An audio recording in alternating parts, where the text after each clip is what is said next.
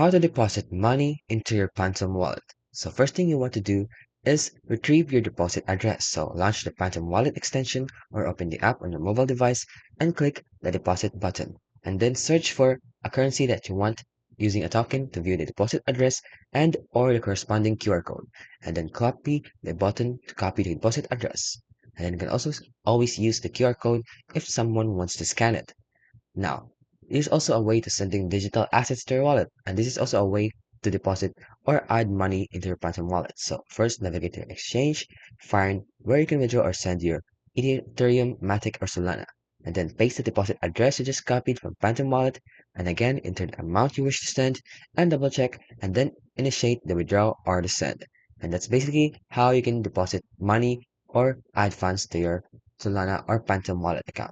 There's also many ways you can do, like using different various exchanges that's connected or have partnerships with Phantom Wallet, but so far, these are the most simple ways on how you can add money into your Phantom Wallet.